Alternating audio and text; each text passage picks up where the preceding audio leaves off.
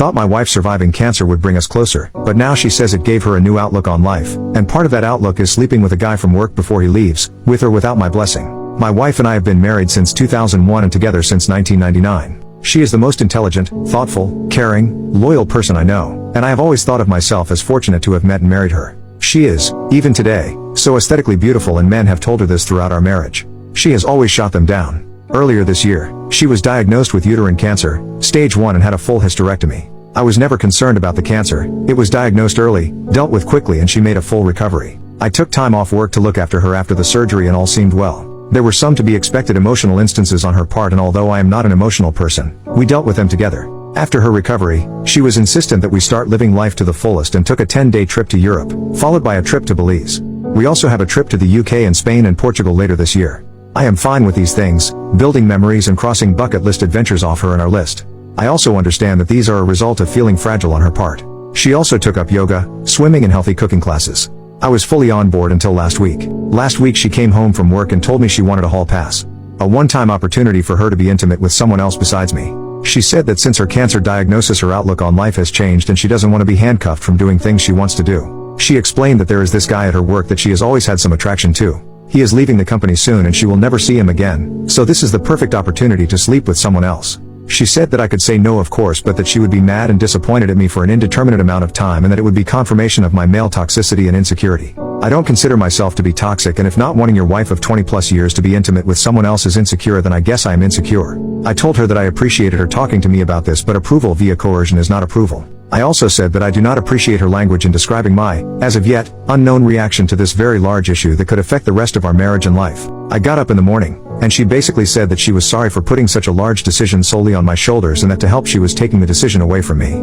She booked a hotel near where her coworkers are having a party or send-off for this guy, and she would spend the night there, with him, and hope that I would be here when she got back. That she would answer any questions I have about the night after it happened, but not before. She will not tell me who he is or anything about him because she knows me too well, and that I will dwell and obsess over him, and that would make it too real for me, which is pretty accurate. Her point of view is that the less I know the better, which contradicts the offer to tell me anything I want to know after it happened. I think she knows I won't want to know or ask anything, or she simply will not tell me. Part of me thinks, at least she has been honest with me, and she has been through a lot since finding out she had cancer, so maybe I should just let it happen. I certainly have no concept of what she went through, so I cannot dismiss how this affected her mental state and outlook on life. Part of me wants to put my foot down and say this is not going to happen and deal with those consequences when they happen. Her best friend called me callous for even suggesting that I wouldn't let it happen, because I have no idea what she went through. I find it hard to believe that she is okay with the possibility of throwing away 20 plus years of marriage over some guy that she has had no relationship with outside of work, and that I should just call her bluff. Maybe she thinks similarly, that I won't throw away the marriage because of one encounter. I just don't know what to do.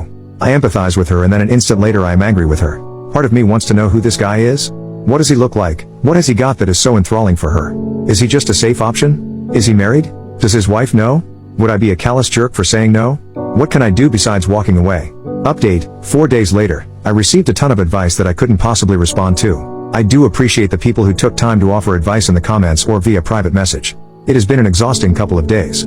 I was hoping that my opposition to her plans would give her pause, but unfortunately that did not happen. I said I am a hard no, and I am not sure how I will feel about you if you go ahead with it. I was met once again with "this is for me, it will be one time, what can I say to help you deal with it, you'll get over it, we were meant to be regardless of the situation." Remarks leading up to Saturday. She left Saturday, ostensibly to meet her coworkers, but in reality screw the guy. I asked her to text me when she was leaving for the bar, and when she did I asked her if she was really going to go through with this. After her response, "I am not answering any more questions tonight, I will see you tomorrow," I blocked my wife. Then I did something either stupid or brilliant. I went to the bar where the get-together was happening. Well, not the bar, but a transit bench across the street. I waited for a long time. It was running through my mind the leading up to this event, that I need to know who this guy was, maybe to compare myself against him, to see what he had that I do not. It was driving me crazy not knowing who he was and what was so special about him that she would ruin a marriage for. After what seemed like eternity, a woman that I recognized from my wife's office left the bar and got in a cab. Soon other people started filing out, and a whole group came out, and people were hugging a man and shaking his hand. I assumed that I had my guy. I didn't see my wife and had a brief thought that maybe she called it all off. I unblocked her and there were no messages. Everyone said their goodbyes and left. Dude was standing outside for a few minutes, and then my wife came out. She looked around, took his hand, and started walking away together. Of all the emotions I went through, trepidation, sadness, anger, it was disgust that really encapsulated the event for me. This guy was short, fat, and bald, all the things I cannot compete with. Ultimately, I felt like a pervert for watching from a distance.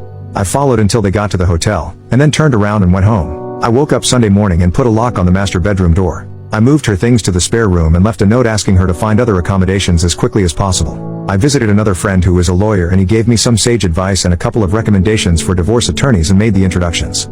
My wife had been calling me numerous times since around 11 or so. Once blocked, the calls go to voicemail. I listened to the first couple but felt nothing but some satisfaction when she couldn't get through to me and she was obviously becoming concerned. I didn't want to go home but I left in such a hurry that I didn't plan an overnight properly. I got home around 9 and as per my buddy's advice, I recorded the interaction. I was halfway up the stairs when she came up from the family room asking what was going on. Could we talk? I thought we talked about this.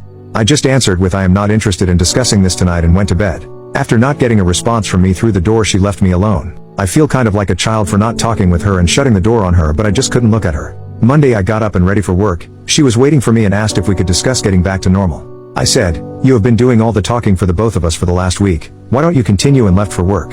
I have an appointment with the attorneys my friend recommended for this week. Update, 1 month later, my lawyer wasn't available for a few days, so I was faced with the reality of having to live with my wife in the interim. I really didn't want to go home and have any discussion, let alone a discussion about our relationship. When I did get home, I was basically ambushed by her friends and my mother-in-law. Instead of taking the remorseful approach, they decided that a full court press was what the situation warranted and I was basically berated by them. The best friend was definitely the ringleader, but all of them decided to say such things as, "She's been through a lot, you don't know what she's been through, you have no idea what it is like to face something like this. This was a one-time thing, at least she told you she could have hidden it from you, she will never see the guy again, and my favorite, you are an asshole for what you have been putting her through these last couple of days." I listened with a dumbass smirk on my face, and when there was a lull in their fury, I asked if they were all done now. Then I asked my wife if there was anyone in her circle of friends or anyone else that she forgot to tell about this. I quietly informed all of them that I was going to sit down with their husbands and tell them about how they verbally abusing me, shaming me and trying to coerce me into staying with a cheater. After I told them to leave, I said that I had no say in entire event and so they have no say in whether I stay or not. My soon-to-be ex-wife sort of apologized. She said that she regretted the entire thing. I said there is a difference between regret and remorse. You regret what happened because of the cause and effect. You have regret because your life will never be the same, our relationship will never be the same because you were wholly and willfully unconcerned about me and what I wanted. She asked if I had any questions that she would answer them now, no matter how disturbing. I said that the one question I do have is why. Not necessarily why this guy, why this low-end unattractive, unfit guy, but why someone else in the first place. She said that the cancer scared her to her core. She felt like she was rushing toward mortality and stepping out of that tunnel was appealing. She said that after all this time of being a wife, and mother and worrying about family, this was something just for her. An escape. The guy was just someone who was interested in her for a long time. She knew wouldn't say no and was completely opposite to me. I said if I was going to risk my marriage, the woman would have to be a serious upgrade from you. I told her that I saw you and him coming out of the bar that night. I watched you walk away from the bar hand in hand towards the hotel. I said that you looked too familiar with each other and asked if there was something going on before all this. She said no, but who knows if that is the truth or not. I said that after all our years together, your lack of respect for me was astonishing. I finished by saying that I would never be able to look at myself in the mirror again if I condoned that level of disrespect and stayed with you. I said I hope we can go our separate ways amicably and that I have an appointment with a lawyer later in the week. I again asked her to find some other accommodations and she simply said, "I am not going anywhere. We are not getting a divorce. I will give you all the time you need and do whatever you need to recover from this. We will get past this." She has asked me to go to marriage counseling, which I refused. Why would I go to counseling? I did nothing to warrant needing a therapist's advice. I had her served and gave her a notice to vacate. The house is my premarital asset. She has moved in with her mom, but I find her constantly coming by to see if I need anything or making suggestions like what if we had an open relationship only on your side or threesomes, which seems kind of desperate and pathetic. Rebuffing her constantly and telling her she has to call to ask permission before coming by and finally seems to getting through to her that there will be no us going forward. She has said that she will drag the divorce out for as long as possible, but so far has been compliant. The worst part of all this is telling my daughter that we are getting a divorce and why, followed closely by her begging me to give her mom another chance. I am not sure I would have been afforded the same consideration if I was the one who was cheating. Comments from OP. On his daughter. I think it was just a gut reaction. In the weeks that have passed, and the more she understands what has happened, the more irritated she is becoming with her mom. On his wife. I loved my wife.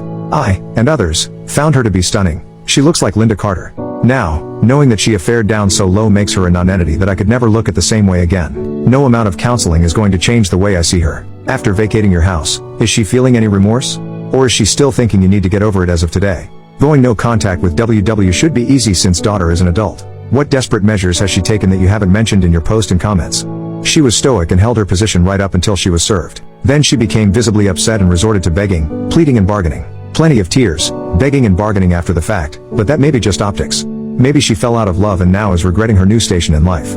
She's an attractive woman, she will have plenty of men willing to date her, but I won't be one of them. Third update, 1 month later, there is not much to report. We are in the process of getting a divorce, however where we live, we must be legally separated for 1 year. My soon-to-be ex-wife has said that she will give me whatever I want in the divorce if I agree to attend marriage counseling, but I am not interested. There was a bit of back and forth while we worked out what separation looks like in everyday life from this point forward. As a result, we have only just agreed to the confines of the legal separation, so as we move towards defining the divorce language, maybe my stance may change. The house was a premarital asset, so she has no claim to it.